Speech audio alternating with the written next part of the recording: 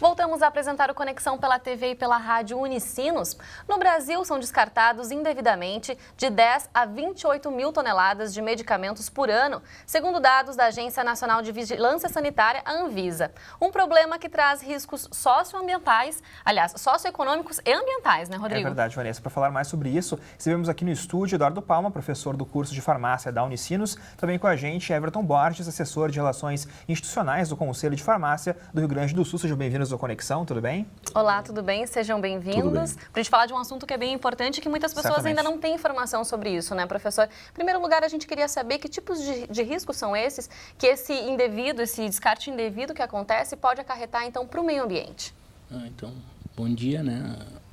A gente tem, na verdade, dentro dessa problemática, né, dos medicamentos, vários riscos envolvidos nesse descarte inadequado, né? Então, a gente tem aí, primeiro, pensando em riscos ambientais diretamente, né, para o meio ambiente, obviamente, porque a gente tem medicamentos como sendo substâncias químicas, né? Então, das mais diversas, né, classes e tipos de efeitos que podem produzir. Então, no momento que isso é descartado no meio ambiente, né, tu tem todo um impacto ambiental, seja em termos de contaminação de terreno, solo, água, né, e até mesmo em termos de impacto que isso pode ter sobre algumas espécies também, animais, vegetais e outras coisas mais. Então, você tem esse impacto ambiental no primeiro momento, além da questão de que se isso for descartado num local inadequado, por exemplo, um lixão, né, isso pode se tornar suscetível, por exemplo, a ser recolhido por alguma pessoa, algum catador. Exatamente, e acabar isso que eu ia comentar até. Eu lembro de ter assistido uma reportagem de catadores de lixo,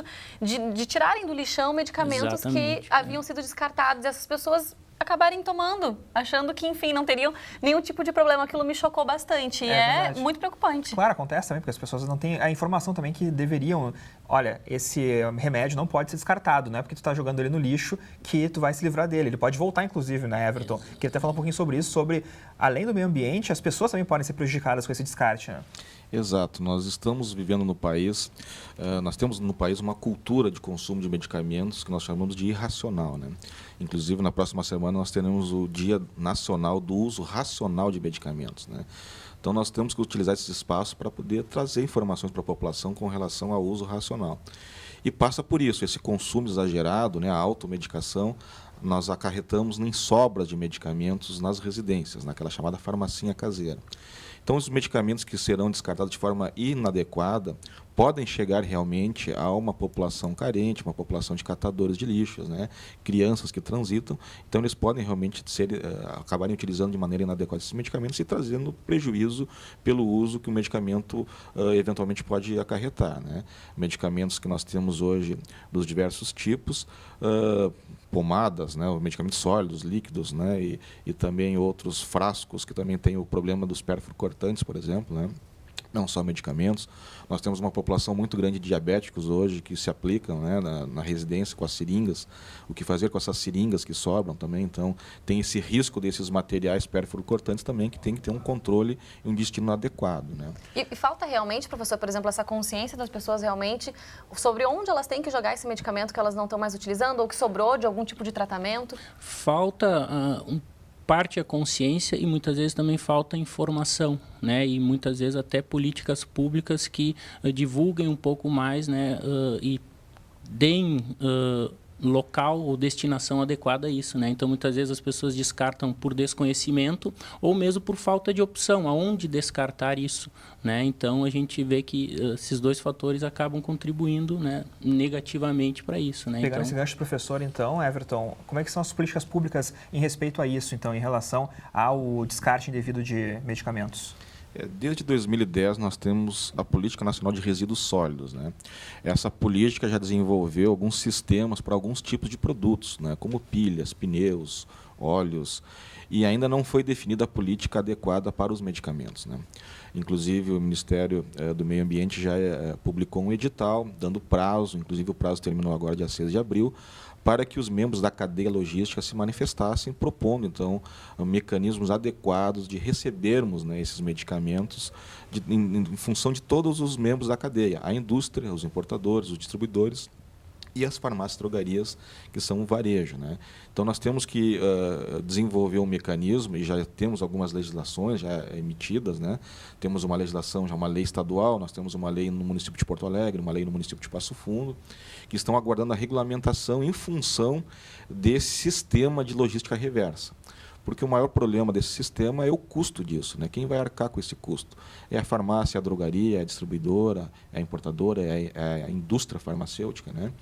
Então, esses detalhes ainda faltam de definição para que a gente possa ter realmente mais pontos de descarte desses medicamentos. Mas isso se estende para todo o país, quer dizer, não tem Pra um todo estado o que país. esteja mais avançado, por exemplo, nesse aspecto. Nós precisamos aguardar ainda essa definição, né, nacional, dessa política nacional para medicamentos, porque essa legislação que existe no nível municipal e estadual, ela vai ter que ter uma adequação a essa política nacional. Nós não podemos ter mecanismos diferentes daquilo que for previamente definido por essa legislação federal. Então, apesar de termos legislação no estado e em alguns municípios, estamos aguardando o detalhamento de como vai se processar essa cadeia reversa, né? O que nós temos hoje para a população, primeiramente nós temos que já ressaltar isso, é terminantemente proibido descartar medicamentos no lixo comum, na pia e no vaso sanitário da sua residência, né? Isso nós temos que reforçar sempre isso. As pessoas devem armazenar em um local seguro esses medicamentos e entregarem numa farmácia, drogaria que já tem esse ponto de descarte, né? Então, aqui no estado já são mais de 300 pontos de descarte, nós temos mais de 100 municípios com farmácias e drogarias de forma individual, né? Por motivação própria, né? Por questões socioambientais, realmente, né, interessadas em contribuir, iniciativas particulares para que promovam esses pontos. Então, a primeira orientação para a população é essa, que ao adquirir, a comprar o medicamento, se informe se naquela farmácia drogaria vai recolher o medicamento vencido também. Se aquela farmácia drogaria não recolhe, ela deve informar onde, qual é o ponto mais próximo da sua residência para que ela possa, então, entregar esse medicamento. E aí fica a pergunta, né, professor, o que é feito com esse medicamento depois que ele é entregue então, nessa farmácia? O que faz esse medicamento que está vencido ou que não pode mais ser usado? Esse medicamento, então, a partir do momento que ele é entregue na farmácia, a partir desse momento, então, as empresas que recebem isso, elas também acabam sendo responsáveis pelo destino final, né? Então, o destino final que é dado, né, normalmente para esse tipo de produto, né, acaba sendo o recolhimento, né, também por empresa terceirizada, e a destinação dela, daí sim, aterros, normalmente aterros sanitários, aterros para resíduos perigosos ou industriais, né, sem que isso, né, gere algum risco de contaminação ambiental. Então, a destinação dela, a partir do momento que é entregue num local, né, que está fazendo a coleta, né, ou recebendo isso da medicação, é daí dar um encaminhamento normalmente para aterros preparados para receber esse tipo de produto. Bom, o Everton comentou aqui no começo da entrevista, não é só esse problema do descarte, mas também do uso consciente dos medicamentos. A gente sabe que as pessoas se automedicam, isso é um hábito realmente, né? Todo mundo acha que tem um pouquinho de médico aí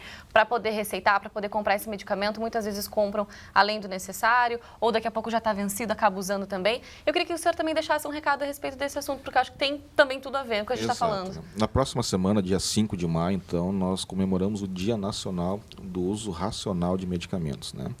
Então, nós devemos ressaltar para a população que toda farmácia drogaria deve apresentar um farmacêutico responsável, disponível para esclarecimento, não só no uso do medicamento, mas também nessa questão do descarte. Então, o primeiro ponto é esse. Para um uso racional, nós temos que contar com o trabalho, com o serviço do farmacêutico lá no estabelecimento. Então, a população, ao se dirigir a uma farmácia drogaria, deve solicitar o atendimento do profissional farmacêutico, que por obrigação legal deve estar lá presente durante todo o horário de funcionamento. Esse profissional tem a responsabilidade, então, não só de auxiliar no consumo nos medicamentos que têm prescrição médica e naqueles que não têm prescrição, que são A gente de venda sabe que tem livre. caixinhas ali que vem 24 comprimidos, às vezes você precisa só de 12. Exato. Então, deve buscar essa orientação do farmacêutico de como consumir o medicamento de venda livre. E também nós devemos começar a questionar a própria indústria farmacêutica com relação aos medicamentos fracionados, né? Hoje, no país, já existe legislação permitindo fracionamento. E o que seria isso? Seriam embalagens picotáveis, onde a gente poderia dispensar, ou seja, disponibilizar para a população exatamente aquilo que for prescrito. Se o médico prescreve 7 dias de tratamento, 1 comprimido por dia, seriam só apenas 7 comprimidos. Poderíamos fazer isso se viesse pela indústria já a embalagem fracionável. Então, não houve um interesse comercial com relação a isso, não houve um estímulo do próprio governo também com relação a isso, e a população também deve começar a se movimentar para que a gente consiga ter medicamentos fracionados pelo farmacêutico na farmácia-drogaria, para que não tenhamos as sobras, não tenhamos esse problema também dos resíduos, né? Porque hoje o médico prescreve um medicamento para 7 dias e se vende para 30. Então, vai sobrar com certeza. A maioria das pessoas tem sobras. E depois a pessoa ainda pode usá-la ainda de forma indiscriminada, acarretando mais risco ainda, né? Bom, a gente pode então falar que aqui na Unicinos temos pontos de coleta de medicamentos. No campus de São Leopoldo tem a farmácia H-Farma, o serviço de gestão ambiental e o posto de atendimento da área 2. Em caso de dúvida também dá para entrar em contato pelo e-mail sga@unicinos.br. Isso mesmo. Bom, muito obrigada pela presença de vocês, pelas informações. A gente espera que as pessoas tenham mais consciência então, em relação a esse assunto. Muito obrigada. A gente que agradece. Muito obrigado, sempre disponível. Obrigada. E o Conexão faz agora um rápido intervalo. Na volta você confere uma reportagem que vai mostrar a inauguração da nova estrutura da Unicinos Serra Gaúcha, realizada na noite de ontem em Caxias do Sul. E também previsão do tempo para o feriado. Os detalhes logo mais, a gente já volta.